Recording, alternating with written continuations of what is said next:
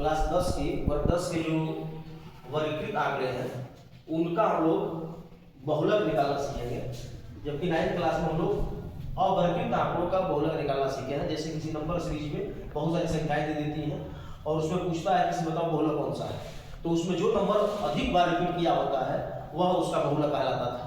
लेकिन यहाँ क्या है, एक क्लास इंटरवल दे देगा, उसकी फ्रीक्वेंसी दे देगी और तब पूछेगा कि इसका बहुलक निकालो। तो इसमें हम लोग कक्षा 10 में बहुलक निकालने के लिए वर्गीकृत आंकड़ों के उसके लिए एक सूत्र लिखते हैं। बहुलक बराबर होता है L plus F1 minus F0 बटा 2F1 minus F0 minus F2 और मल्टीप्लाई H। ये फॉर्मूला है बहुलक निकालने के लिए किसका, वर्गीकृत आंकड़े का। अब यहाँ देखें कि L का वैल्यू कैसे निकालते हैं, F कैसे निकालते हैं, F0 कैसे निकालते हैं, F2 कैसे निकालते हैं और H कैसे निकालते हैं। तो ध्यान दो, तो L बराबर यहाँ पर हो जाएगा बहुलक वर्ग की निम्न सीमा। तो बहुलक वर्ग की निम्न सीमा यानी इसको निकालने से पहले बहुलक वर्ग को हम तो सर्च करेंगे, खोजेंगे कि बहुलक वर्ग कौन सा है दिए गए डाटा में। बहुलक वर्ग मॉडल क्लास कौन सा है, तो बहुलक वर्ग ध्यान को कैसे खोजते हैं, तो दिए गए डाटा में जिस क्लास इंटरवल की प्रवणता अधिक होगी, मतलब इसमें जिसकी प्रवणता अधिक होगी उसका वर्ग अंतराल बहुलक वर्ग कहलाएगा।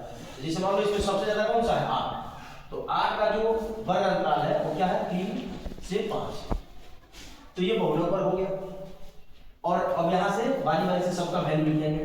A बराबर बहुलक वर्ग की निम्न सीमा। तो ध्यान देंगे जितने क्लास इंटरवल हैं इसमें पहला वाला निम्न सीमा यानी lower limit upper limit, lower limit upper limit, निम्न सीमा उस सीमा, तो इसमें हम लोग को निम्न सीमा से मतलब है, यानी कि इसकी निम्न सीमा बहुलक वर्ग की निम्न सीमा क्या है 3।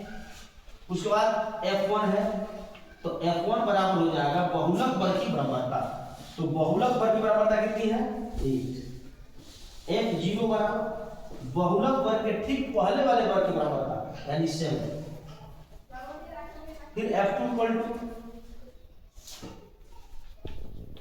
बहुलक वर्ग के ठीक बाद वाले वर्ग की प्रवणता यानी 2। अब ध्यान दो H बचा, तो H को क्या बोलते हैं वर्गमान या परिसर, जिसे कैसे निकालते हैं रेंज को, तो upper limit minus lower limit, upper limit minus lower limit, upper limit minus lower limit, यानी उस सीमा में से निम्न सीमा को घटा देंगे तो वर्गमान या परिसर रेंज है। तो किसी में से घटा उससे आता है।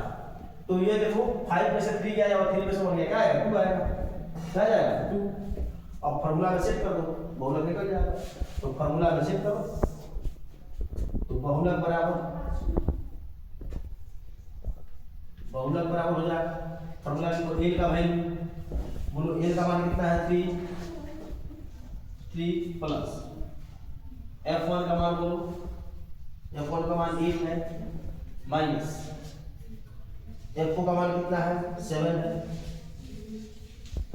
बटा 2F1, तो 2 गुणे 8 2 मल्टीप्लाई 8 माइनस F1 यानी 7 माइनस F2 का वैल्यू बताओ कितना है 2 और मल्टीप्लाई H यानी कि 2।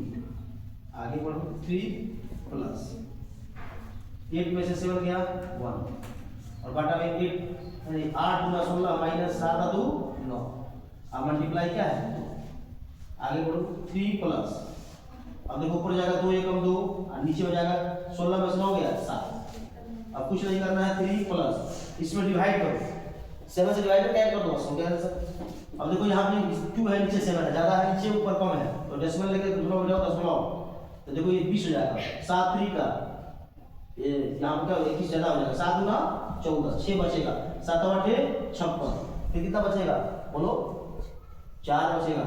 7 8 56 जब हो गया 0 60 था तो कितना बचेगा 4, फिर 0 तो 7 चौका 7 बचे 35, 7 बचे 35 और फिर 7 49 ऐसे आता रहेगा। तो 3 अंक के बाद लिखा इसको, तो 3.285। अब मत देखो ये 3 आसान के बाद अगर 5 से ज्यादा है तो इसमें एक ऐड कर देते हैं, तो 3.286 भी हो जाएगा इसका आंसर जाएगा, क्योंकि ये 5 से ज़्यादा है तो इसको आगे वाला में ऐड करके बाकी सब नहीं सकते। तो ये इस बहुलक जो है, इस प्रश्न का आंसर जो बहुलक है वो 3.286 आएगा, ये प्रश्न का आंसर है।